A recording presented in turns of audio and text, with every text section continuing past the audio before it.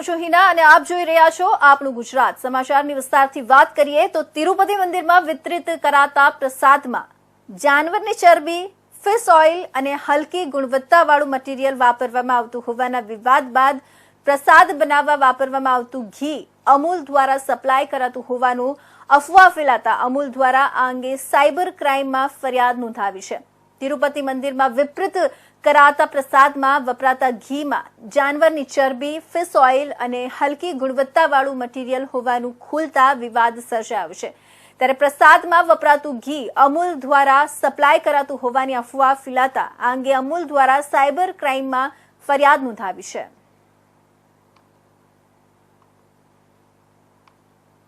તિરુપતિમાં જે પ્રસાદનો વિવાદ ચાલી રહ્યો છે તેમાં અમૂલ ઘી સપ્લાય કરવામાં આવતી હોવાની એક અફવા ચાલી રહી છે, શું કહેશો? અમૂલને આ વિવાદ સાથે ખોટી રીતે જોડવામાં આવેલો હોવાથી અમુક સોશિયલ મીડિયા એકાઉન્ટ્સે આ પ્રકારનો ગેરમાહિતી અને દુષ્પ્રચાર કરી અને અમારી સાથે જોડાયેલા 36 લાખ ખેડૂત પરિવારોને અમૂલ બ્રાન્ડને નુકસાન કરવાનું જે હિનકૃત્ય કર્યું છે તેના વિરુદ્ધ અમદાવાદ ક્રાઇમ બ્રાન્ચ ખાતે અમૂલ ફેડરેશને એક FIR નોંધાવેલ છે. હજી જે વાત કરવામાં આવે તો અમૂલ હંમેશા પોતાની ગુણવત્તાને પકડી રાખે છે. આ રીતે અગાઉ પણ પ્રયાસો થયેલા છે, શું કહેશો? અમૂલ પર કરોડો ભારતીયોનો વિશ્વાસ છે અને તે વિશ્વાસ અતૂટ રહે એ દિશામાં અમૂલ હંમેશા નિરંતર પ્રયાસ કરે છે. અમારા દરેક પ્રોડક્ટ્સ ઉચ્ચ ગુણવત્તાની કક્ષાના હોય છે અને દરેક માનકને એ પાર કરતા હોય છે. એટલે આમ કરોડો ઉપભોક્તાઓને પણ અમારે વિશ્વાસ આપવો છે કે અમૂલના દરેક પ્રોડક્ટ શ્રેષ્ઠ છે અને શ્રેષ્ઠ ક્વોલિટી અને શ્રેષ્ઠ ધારાધોરણ પ્રમાણે જ તેનું ઉત્પાદન થાય છે. આવી જે અફવા ફેલાવતા લોકો છે તેમને શું કહેશો? તે માટે તો જે યોગ્ય કાર્યવાહી કરવી પડે તે અમૂલ વારંવાર કરે છે. કોર્ટ દ્વારા અથવા આ રીતે FIR નોંધાવીને પણ અમે તે લોકોને આ દિશાથી દૂર રહેવા માટે હંમેશા કહેતા રહીએ છીએ. પશુપાલન તથા જૂનાગઢ જિલ્લાના પ્રભારી મંત્રી રાઘવજી પટેલના અધ્યક્ષ સ્થાને જૂનાગઢ જિલ્લા સહકારી બેંકની 65મી અને સાવજ જૂનાગઢ જિલ્લા સહકારી દૂધ ઉત્પાદન સંઘની 15મી સાધારણ સભા યોજાઈ હતી. આ પ્રસંગે મંત્રી રાઘવજી પટેલે ગુજરાત સરકારના 11 કરોડના અનુદાન સહિત કુલ 35 કરોડના ખર્ચે ખોખરડા ગામ નજીક નિર્મિત થનાર પનીર પ્લાન્ટનું પણ ખાતમુહૂર્ત કર્યું હતું. જૂનાગઢ કૃષિ યુનિવર્સિટી ખાતે આયોજિત આ વાર્ષિક સાધારણ સભાઓ પૂર્વે પ્રાકૃતિક કૃષિ શિબિર પણ યોજાઈ હતી. આ પ્રસંગે મંત્રી રાઘવજી પટેલે સંબોધતા જણાવ્યું કે ખેતીની સાથે પશુપાલન વ્યવસાય અપનાવવામાં આવે તો ખેડૂતોને એક નિશ્ચિત અને સ્થિર આવક પ્રાપ્ત થઈ શકે છે. ઉત્તર ગુજરાત, મધ્ય ગુજરાત સહિતના પ્રદેશોમાં પશુપાલનના વ્યવસાયથી લોકો સમૃદ્ધિ તરફ વળ્યા છે. મંત્રી રાઘવજી પટેલે જિલ્લા સહકારી બેંકના પ્રમુખ કિરીટ પટેલ અને સાવજ ડેરીના ચેરમેન દિનેશ ખટારિયાને સફળતાપૂર્વક ખેડૂત અને પશુપાલન લક્ષી આ સંસ્થાઓના સંચાલન માટે અભિનંદન આપ્યા હતા.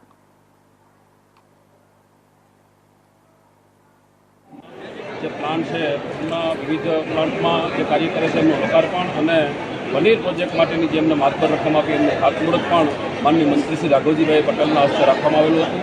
આજે અમારી 500 જેટલી દૂધ મંડીઓ આમની સાથે સંકળાયેલી છે અને જે મંડીઓ સેવા સહકારી મંડીઓ જે ડિસ્ટ્રિક્ટ એક્સિલન્સ સાથે સંકળાયેલી છે એવા તમામ સભાસદો ઉપસ્થિત રહ્યા અને માનનીય અમારું બેંક અને દૂધ સંઘનું સૌ બોર્ડ ઓફ ડિરેક્ટર પણ સાથે રહી અને તમામ જે સભાસદો ઉપસ્થિતિમાં જે અમે પનીર પ્રોજેક્ટનું ખાતમુહૂર્ત અને લોકાર્પણનો જે કાર્યક્રમ હતો એમાં માનનીય રાઘવજીભાઈ પટેલ આવ્યા અને સૌ ખેડૂતોને પણ સારી એવી સુવિધા મળે એના માટેની સુવિધા આગામી દિવસોમાં થવાની.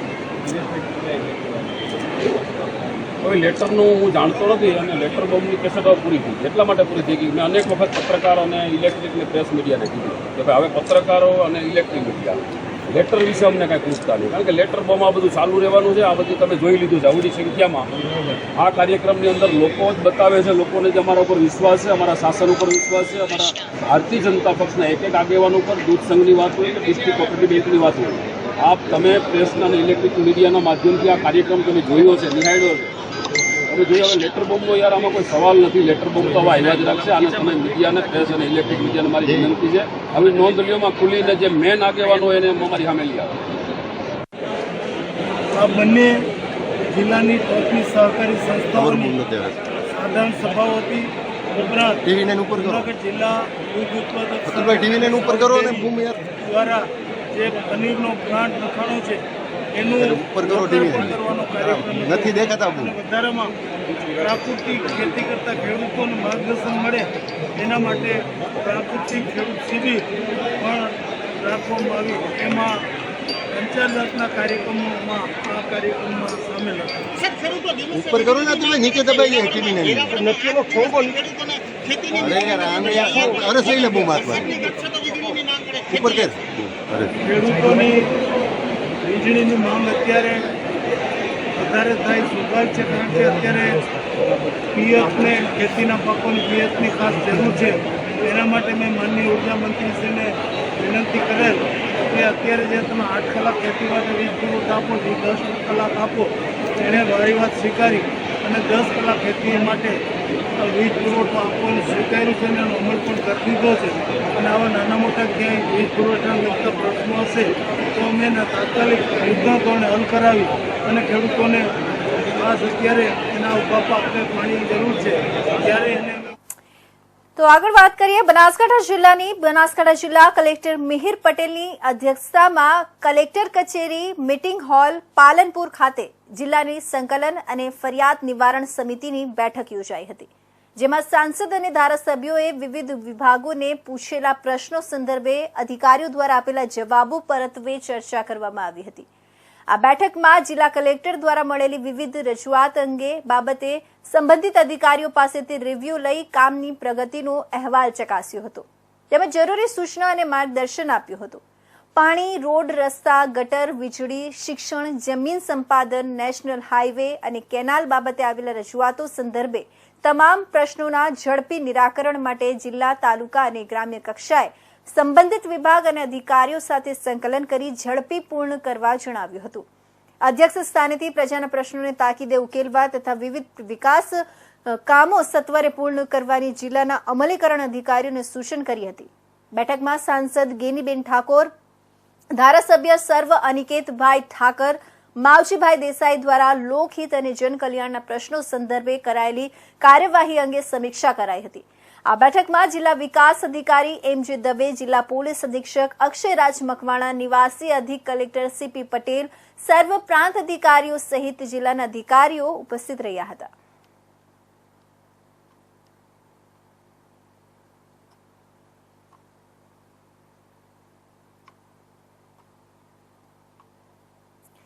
તો અંધશ્રદ્ધાની હદ વટાવતો હિંમતનગરના રામપુરનો અંધશ્રદ્ધાનો કિસ્સો સામે આવ્યો છે. હાથી ભાવોએ દેવી શક્તિનો પ્રકોપ બતાવી આધેડના 30 લાખ ખંખેર્યા. હિંમતનગરના રામપુરાના આધેડ વયના નિવૃત્ત બેંક કેશિયર અંધશ્રદ્ધાના જાળમાં ફસાયા. બાવાઓને દેવીનો પ્રકોપ બતાવી માત્ર 15 દિવસમાં 30 લાખથી વધુની રકમ ખંખેરી દેતા ચકચાર મચી ગઈ છે. મહારસિંહ કેસાજી ચૌહાણ પરિવાર સાથે ઘેર જવા નીકળતા હાથરોલની આગળ હાથી લઈને ઉભા રહેલા બાવાઓએ પહેલા ગાડી ઊભી રાખી 100 રૂપિયા માંગ્યા. બાવાઓએ અંબાજી જવા માટે વ્યક્તિના અમે દીવા કરવા માટે 3,000 રૂપિયા માંગ્યા હતા. હવન કરાવવાના નામે 14.70 લાખ 2 વખત પડાવી લીધા. કુલ 30 લાખ જેટલા પૈસા પડાવ્યા. 30 લાખની ગાંભોઈ પોલીસમાં ફરિયાદ નોંધાતા પોલીસે એક આરોપીને દબોચી લીધો હતો. પોલીસે એક આરોપીની કબૂલાત મુદ્દામાલ સાથે અટકાયત કરી. પકડાયેલા આરોપી રમેશનાથ તુલસીનાથ મદારી કોઠંબા લુણાવાડાનો રહેવાસી પોલીસે પૂછપરછ કરતા ઈશાનનું નામ સામે આવ્યું.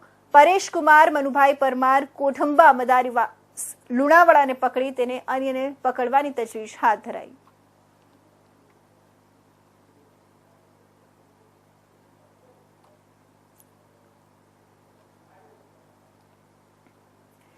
તો ભાજપના નેતાઓ દ્વારા રાહુલ ગાંધીને જાનથી મારી નાખવાની ધમકી આપવા મુદ્દે સુરેન્દ્રનગરમાં કોંગ્રેસ દ્વારા પુતળા દહન કરવામાં આવ્યું છે. આ મામલે પોલીસે કોંગ્રેસના નેતાઓની અટકાયત કરી છે. કેન્દ્રીય નેતા રવનીત બિટ્ટુ અને સંજય ગાયકવાડ, ભાજપ નેતા તરવેન્દરસિંહ સહિતના નેતાઓએ રાહુલ ગાંધીને ધમકી આપવા મુદ્દે કોંગ્રેસ રોષે ભરાઈ છે. સુરેન્દ્રનગર ખાતે ભાજપના નેતા સામે પોલીસ ફરિયાદ કરી કાર્યવાહી કરવા અંગેની માંગ કરાઈ છે. પોલીસ મથકમાં કોંગ્રેસના નેતાઓ ધરણા પર ઉતરી ગયા છે. જ્યાં સુધી પોલીસ ફરિયાદ દાખલ નહીં થાય ત્યાં સુધી પોલીસ સ્ટેશનમાંથી બહાર જવાનો ઇનકાર કરાયો છે. ભાજપ નેતાઓ પર પોલીસ ફરિયાદ દાખલ કરવા કોંગ્રેસની માંગ છે. तेरी तानाशाही તેમજ વિવિધ પ્રકારની ધમકીઓ આપવામાં આવી છે, ત્યારે સુરેન્દ્રનગરના કોંગ્રેસના નેતાઓ દ્વારા આજે રેલીનું આયોજન કરવામાં આવ્યું હતું. હાલ સુરેન્દ્રનગર જિલ્લામાં કોંગ્રેસ દ્વારા રેલીમાં પુતળા દહન કરવામાં આવ્યું અને પછી એ ડિવિઝન ખાતે ફરિયાદ નોંધાવવામાં આવી. સુરેન્દ્રનગર જિલ્લામાં જે કોંગ્રેસના નેતાઓ છે તેમની એક માંગ છે કે રાહુલ ગાંધીને પ્રોટેક્શન વધારવામાં આવે, તેમજ આ જે ધમકી દીધી છે તેવા 3 નેતાઓ પર કાયદેસરની કાર્યવાહી તરત કરવામાં આવે. સુરેન્દ્રનગર ઇન્ડિયન ન્યૂઝ ગુજરાત, પરવેશ સંધી.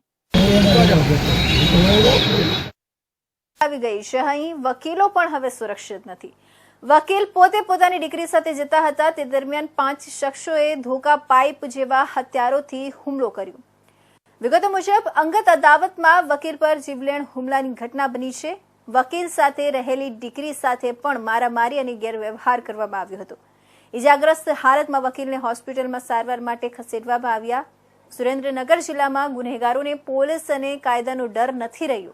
વકીલ પર હુમલાની ઘટનાને લઈ બાર એસોસિએશનમાં રોષ જોવા મળ્યો છે.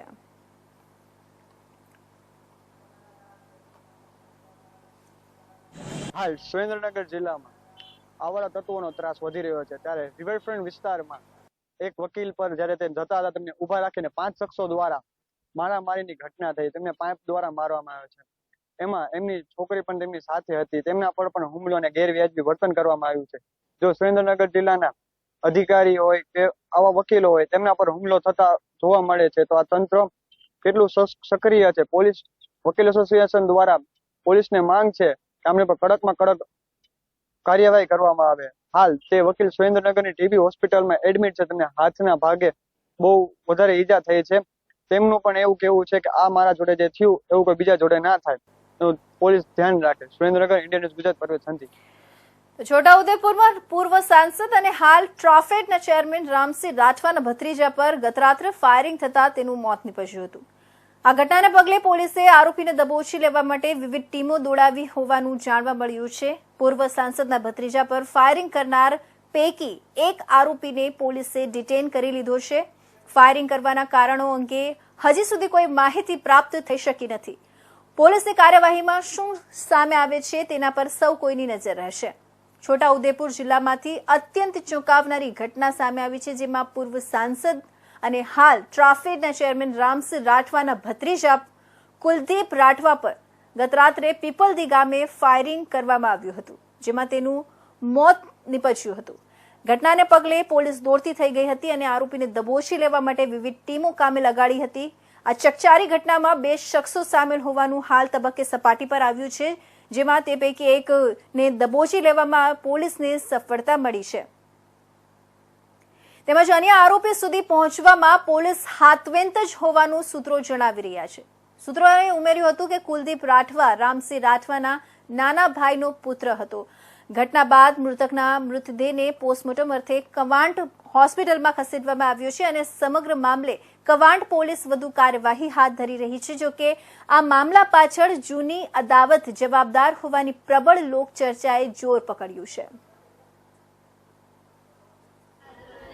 હું રાઠવા રાજપાલસિંહ જામસિંગભાઈ, તાલુકો કવાંટ, જિલ્લો છોટાઉદેપુર, ગામ પીપલદી. ગઈકાલે 9:50-55ની આજુબાજુ રાત્રિના સમયે અમારા ગામના દિસમ શંકરભાઈ અને અમલાભાઈ રાઠવાએ ગાડી પર આવીને મારા ભાઈ આ રોડ પર ચાલતા જતા હતા, ત્યારે પેટના ભાગ પર એને બંદૂકની ગોળી મારીને ભાગી ગયા હતા. આ જે હત્યા થઈ છે એનું શું કારણ? એમાં એવું થયું હતું સાહેબ કે અમને 2-3 વર્ષ પહેલાં બી 2 વાર ઘરે આવીને મારી દેવાની ધમકી આપીને ગયો હતો.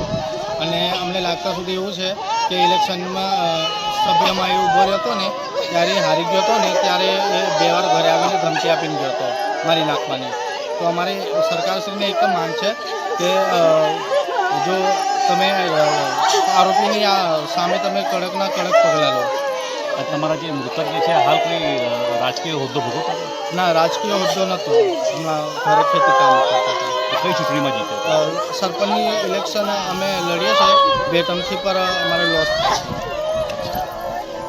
શું નામ? મારું નામ રાઠવા રાજપાલસિંહ. 10/32/2024 ભારતીય ન્યાય સંહિતા BNS 2023ની કલમ 103(1) 54 તથા આર્મ્સ એક્ટની કલમો હેઠળ આજરોજ 21/2/24 સવારના કલાક 1 વાગે ફરિયાદ નોંધવામાં આવેલી. જે ફરિયાદની હકીકત એવી છે કે આ કામના ફરિયાદી શ્રી રાજપાલસિંહ જાનસિંહ જાતે રાઠવા, જે પીપલદી નિશાળ ફળિયામાં રહે છે, તેમના ભાઈ મરણ જનાર કુલદીપભાઈ જાનસિંહ રાઠવા, ઉંમર 33, જે પણ પીપલદીના રહેવાસી છે, ગઈ તારીખ 20/9/2024 રોજ મરણ ફરિયાદીના ભાઈ એમના ફળિયામાં ચાલીને જતા હતા. તે દરમિયાન એમના જ ગામના આરોપી શંકરભાઈ સંજીભાઈ રાઠવા તથા અમલાભાઈ રેવાજી રાઠવા, બંને જણા પીપલદીના છે, જે બાઇક લઈને આવેલા અને આ કામના ફરિયાદીના ભાઈને પેટના ભાગે ડાબી બાજુ ગોળીથી ઈજા કરી એમનો મૃત નિપજાવેલ, જેની તપાસ હાલ ચાલુ છે અને આ ગુનાના કામે એક આરોપી અટક કરવામાં આવેલ છે, જેની પૂછપરછ ચાલુ છે. મારવાનું કારણ ફરિયાદીના જણાવ્યા મુજબ કે ભાઈ પંચાયતની ચૂંટણી થઈ હતી, એ સમયે કઈ બંદૂક થયો હતો મરણ જનાર અને આ કામના આરોપી વચ્ચે, અને એનો અદાવત રાખી, એ ઝઘડાની અદાવત રાખી ગઈ તારીખે એમને ગોળી મારી મૃત નિપજાવેલ છે. પકડેલ આરોપી નામ છે શંકરભાઈ સંજીભાઈ રાઠવા, જે એક્સ આર્મી મેન છે.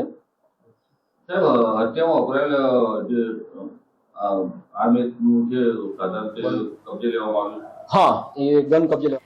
તો ખંભાળિયા તાલુકાના લાલુકા, ભીંડા, તથિયા, ફોર્ટ, બિરાજા, કેશોદ સહિતના ગામના ખેડૂતો વીજ પુરવઠો ન મળતા રોષે ભરાયા છે. હાલ સિંચાઈ માટે વીજ પુરવઠાની જરૂરિયાત હોય, વીજ પુરવઠો ન મળતા ખેડૂતો રોષે ભરાયા છે. જિલ્લા પંચાયત અને તાલુકા પંચાયતના સદસ્યો સાથે ખેડૂતો મોટી સંખ્યામાં ખંભાળિયા પીજીવીસીએલ કચેરીએ રજૂઆત કરવા પહોંચ્યા. મગફળી સહિતના પાકો માટે વરસાદ ખેંચાતા હાલ સિંચાઈનું પાણી જરૂરી હોય, વીજ પુરવઠો ન મળતા ખેડૂતો મુશ્કેલીમાં મુકાયા છે. સમયસર પૂરતો પુરવઠો, વીજ પુરવઠો આપવાની માંગ સાથે ખંભાળિયા પીજીવીસીએલ કચેરીએ ખેડૂતો રજૂઆત કરવા પહોંચ્યા હતા.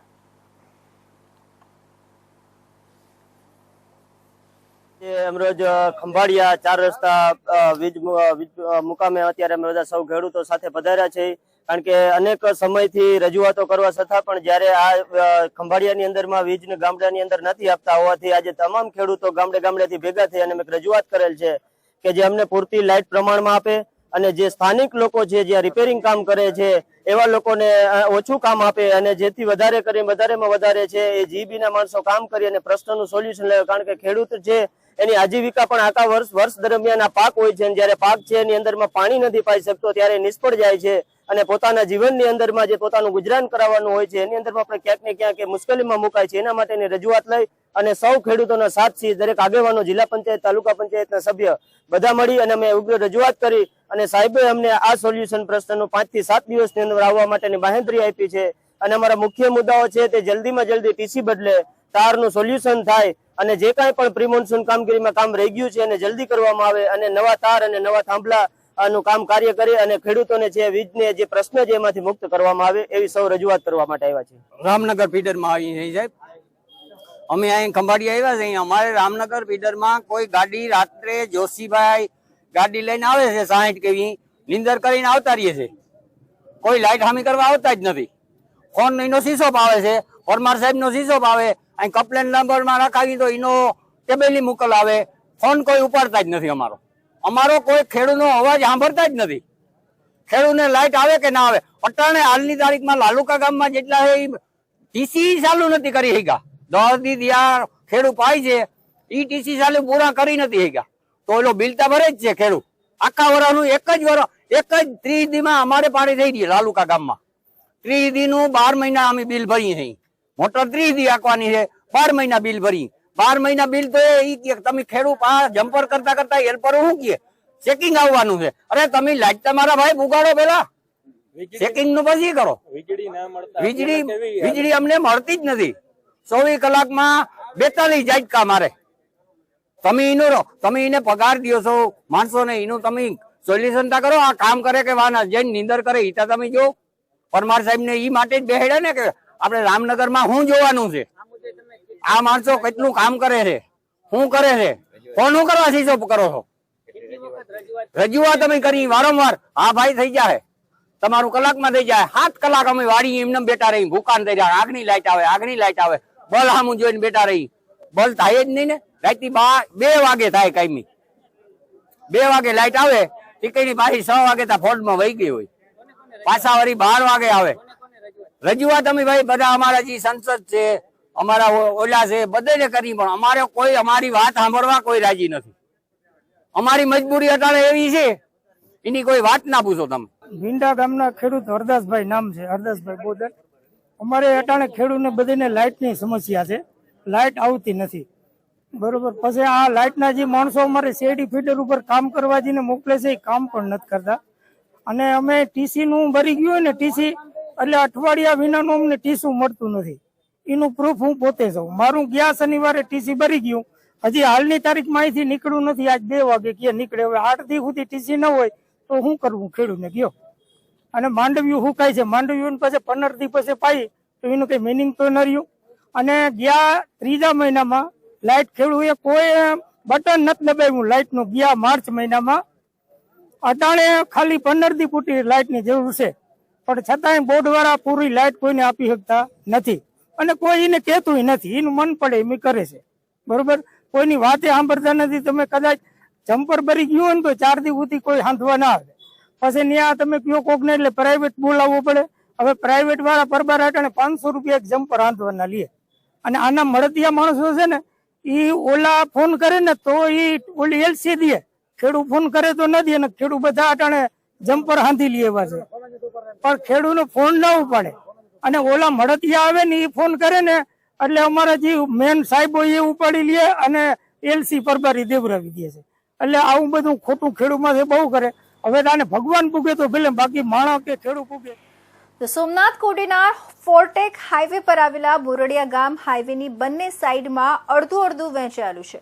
ગામની અંદર અવરજવર માટે 2 અંડરબ્રિજ મૂકવામાં આવ્યા છે પરંતુ બંને અંડરબ્રિજ ગામના બંને છેવાડે છે જેથી ગામની માંગ છે કે અંડરપાસ બ્રિજ મધ્યમાં હોવું જોઈએ ગામની માંગ ન સંતોષાતા આખરે ગામ લોકો દ્વારા ચક્કાજામ કરવામાં આવ્યું હતું આ ગામ લોકોનું કહેવું છે કે ગત ચૂંટણીની આ અંડરપાસ બાબતે આખા ગામે મતદાનનો બહિષ્કાર કરવાનો નિર્ણય કર્યો હતો ત્યારે સ્થાનિક મામલતદાર અને નેશનલ હાઈવે ઓથોરિટીના અધિકારીઓ સાથે ચર્ચા કરી હતી અધિકારીઓએ લેખિતમાં ખાતરી આપી હતી કે અમે બંને ગામ વચ્ચે સંપર્ક જળવાઈ રહે તેવી રીતે સેન્ટરમાં એક અંડરપાસ આપીશું પરંતુ ત્યારબાદ તંત્ર દ્વારા કોઈ પણ ન્યાય નહીં મળતા આખરે અમારે નેશનલ હાઈવે ચક્કાજામ કરવાની ફરજ પડી છે તો આ આંદોલનમાં કોંગ્રેસ પક્ષ દ્વારા ગામ મોરડિયાને સમર્થન અપાયું છે અને સ્થાનિકોનું કહેવું છે કે જો સેન્ટરમાં અંડરપાસ નહીં અપાય તો મચરડિયા ગામના 2 ભાગ પડી શકે છે જો સત્વરે તંત્ર દ્વારા ગામને ન્યાય નહીં અપાય તો આ પ્રશ્ન પ્રથમ ચરણમાં અમે નેશનલ હાઈવે ચક્કાજામ કર્યો છે અને આવતા સમયમાં ઉગ્ર આંદોલન પણ શરૂ કરવામાં આવશે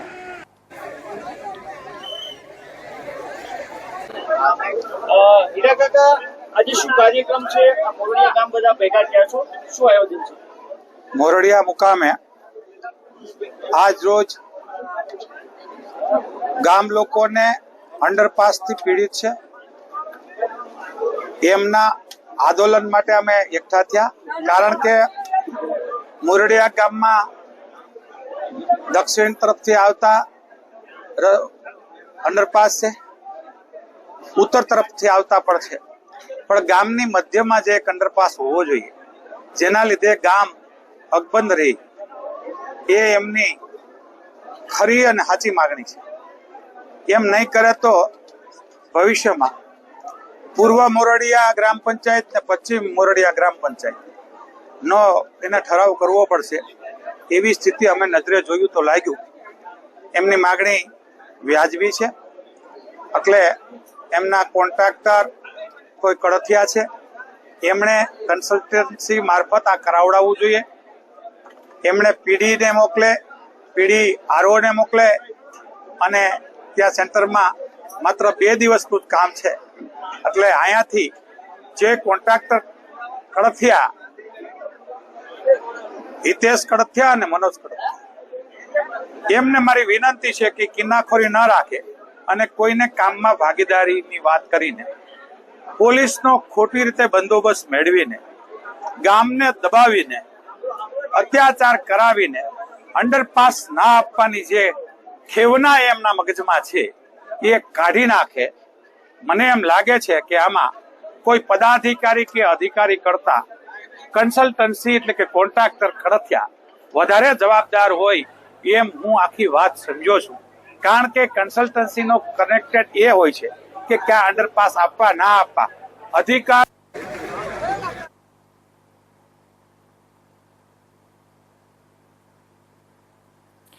તો આ હતા અત્યારના મહત્વના સમાચાર. નવા સમાચાર સાથે ફરી મળીશું. ત્યાં સુધી જોતા રહેશો ઇન્ડિયા ન્યૂઝ ગુજરાત.